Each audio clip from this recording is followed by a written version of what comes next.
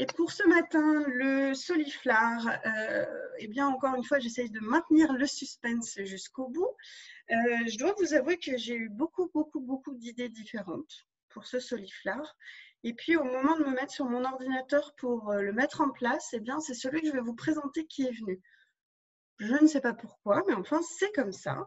Alors, ce matin, eh bien, nous allons parler d'une œuvre nordique avec ce repos ou ville, je ne sais pas comment le prononcer malheureusement en danois, de Wilhelm Hammershøi, qui se trouve au musée d'Orsay et qui est une œuvre de format assez réduit, il faut le dire, ce n'est pas une toute petite œuvre, mais enfin, c'est un format assez petit, presque carré d'ailleurs, qui représente dans un camailleux de brun et de gris une femme assise de dos, simplement assise à côté d'une table sur laquelle se trouve un plat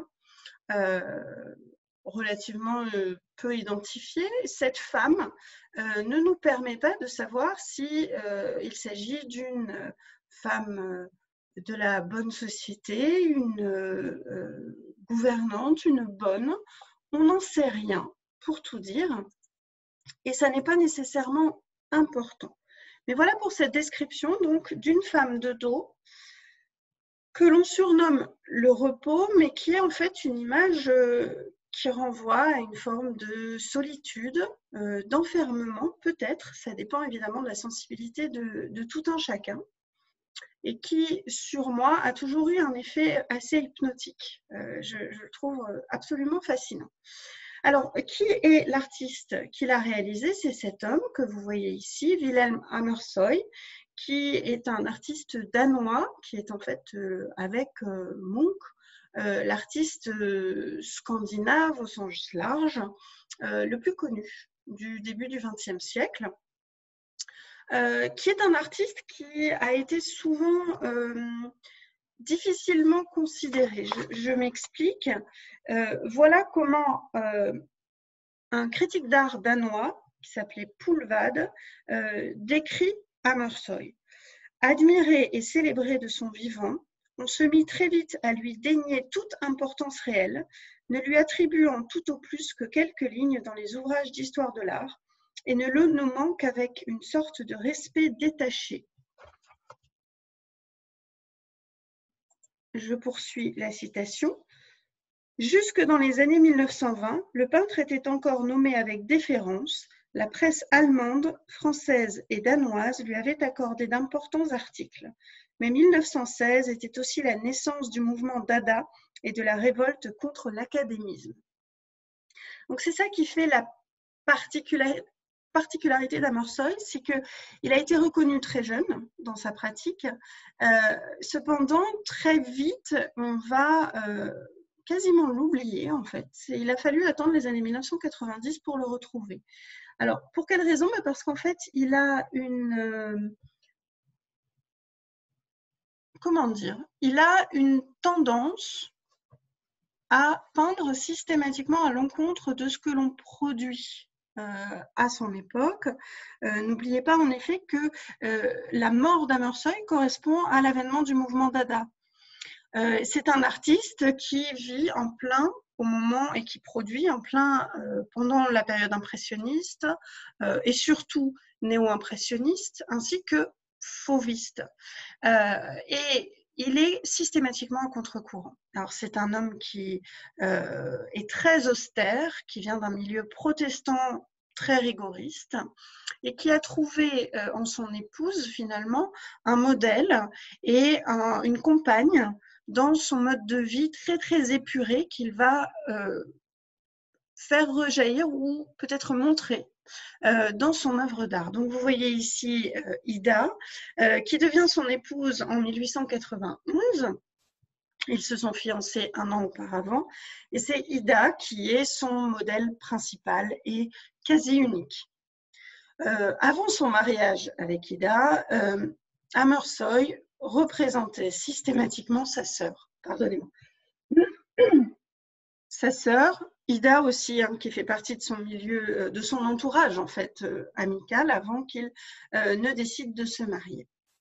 Donc en fait, Hammershøi, toute sa carrière, va peindre son intérieur très dépouillé et parfois des silhouettes, en général solitaires, très fréquemment, voire exclusivement des femmes, et en l'occurrence, il peint toujours Ida. Cependant, puisqu'il représente des personnages isolés, on va souvent le comparer à Johannes Vermeer par ce rapport à la figure isolée dans un milieu fermé. Oui, sans doute. Évidemment que Hammershøi observe le travail de Vermeer, qu'il l'apprécie, mais en réalité, ce qu'il faut retenir de cet exemple, j'en ai pris un comme j'aurais pu en prendre bien d'autres, hein, d'exemples de Vermeer, ce qu'il retient véritablement de Vermeer, c'est la luminosité. Ce sont les effets de lumière sur une composition extrêmement rigoureuse. Vous le voyez ici, on a la verticale du rideau ici qui répond à l'horizontale de la table et on voit aussi la fenêtre ici qui est très importante. On le compare donc aux travaux de Vermeer, mais on peut aussi le comparer à Hopper. Alors là, dans le sens où Hammershøi aurait été un précurseur du travail de Hopper dans cette idée que Hopper est un peintre de la solitude que l'on trouve représenté ici à travers ce automate de 1927. Oui et non, mais en effet, il peut y avoir des filiations de l'un à l'autre. Alors, il faut noter que Hammershøi a systématiquement rejeté tout ce qui était moderne. Il a quitté évidemment son Danemark natal, il a voyagé, il est allé à Paris à 2 reprises, il est allé en Italie aussi. Alors en Italie, c'est un choc esthétique que je ne vais pas développer ici, mais quoi qu'il en soit, en France, à Paris, il essaye de nouer des contacts commerciaux avec Théodore Duret, notamment, qui est un marchand d'art, avec Durand-Ruel. Mais il se heurte à la réalité du marché de l'art à l'époque, en quelque sorte, et il le dit presque, c'est à Paris que tout se fait, et lui, il veut systématiquement être à contre-courant. Et donc, à Paris, il va admirer certains artistes, comme Whistler, avec cet arrangement en gris et noir que vous connaissez fort bien, qui représente la mère de l'artiste. Et voilà ce qu'on propose Hammershøi. Alors là, il est quand même absolument impossible de ne pas voir l'affiliation directe entre ces deux œuvres. C'est clairement son interprétation. Remarquez quand même que dans le tableau de Whistler, on pouvait d'ores et déjà considérer qu'il y avait un dépouillement très important puisqu'il n'y a que ce tableau. Cependant, on voit le montant d'un autre tableau à côté évidemment, mais vous voyez que le rideau est extrêmement riche et que le tapis est représenté. Dans l'interprétation par Hammershøi, qui représente aussi sa mère, eh bien, vous voyez ici tout simplement encore plus d'épure. Hammershøi à Paris réussit à séduire Duret qui lui organise un dîner avec Monet notamment, ce qui n'est pas rien, et Hammershøi n'y va pas. Non, il n'y va pas parce qu'en fait, il n'aime pas l'art parisien, il n'arrête pas de se moquer, il dit qu'en fait, tous ces tableaux, alors il faut imaginer les tableaux néo-impressionnistes, donc la période divisionniste, qu'on peut aussi appeler pointilliste, eh bien, il s'en moque, il trouve que ce sont des farces. Non, lui, c'est un peintre de l'épure et c'est surtout un peintre qui a créé un type de portrait qui est totalement nouveau, c'est-à-dire le portrait de dos. C'est incroyable parce que ce n'est plus la figure dans ce à quoi elle ressemble qui l'intéresse, c'est la figure elle-même. Alors ici, cet intérieur avec une jeune femme vue de dos, c'est toujours Ida évidemment, c'est remarquable parce que c'est le seul de ces tableaux portraits de dos, on va les appeler comme ça, qui permet de voir une forme de mouvement de la part de Ida. On va le retrouver ici aussi, vous voyez, elle est assise au piano, mais enfin on ne voit même pas si ses mains sont vraiment posées sur le piano, si elle est en train de jouer, on ne sait pas. Un décor plus épuré que ça, c'est quand même difficile à trouver. C'est pourquoi je reviens à mon repos qui est extrêmement bien composé.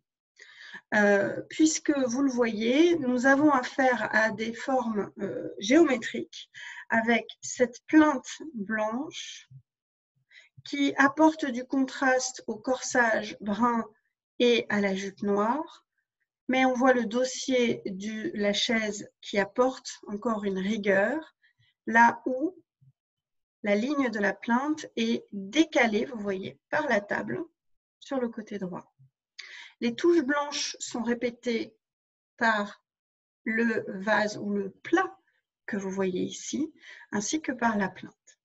Je voulais tout de même insister sur une chose. Regardez bien cette partie-ci du corps. D'abord, vous voyez que le corps d'Ida est totalement placé de manière nonchalante. Elle n'est pas rigide, elle n'est pas assise droite sur sa chaise, elle est penchée vers l'arrière. Elle est dans une forme de nonchalance qui est importante. Et vous remarquerez que cette position permet d'ouvrir très légèrement l'arrière du col de son vêtement, ce qui permet de mettre en avant la blancheur et surtout l'effet de lumière sur ce cou. Remarquez l'effet presque moussant de ces petits cheveux qui sortent du chignon. Ça n'a l'air de rien, absolument de rien. Mais en vérité, c'est peut-être la manière qu'a Hammershøi de réaliser une œuvre, peut-être pas érotique, on ne va pas aller jusque-là, mais en tout cas sensuelle, parce que dans dans l'imaginaire oriental, la nuque est l'un des éléments les plus sensuels du corps féminin. Or, si vous regardez bien tout le camailleux de gris que vous voyez dans ce tableau, regardez ces zones plus foncées. On voit fort bien d'où vient la lumière. En ça, je suis d'accord avec la filiation avec Vermeer et effectivement le lien avec Hopper. Mais regardez comme cet éclat de lumière, ce rayon de lumière arrive sur la nuque. Vous êtes immédiatement attiré par ça. Et précisément, toutes les lignes de composition dont je vous parlais se croisent ici sur la nuque. Donc oui, on peut voir dans cette œuvre quelque chose d'extrêmement mélancolique, peut-être, mais on peut voir aussi une forme de sensualité, toute dans la réserve, dans la retenue, qui correspond véritablement à ce travail d'Hammershøi.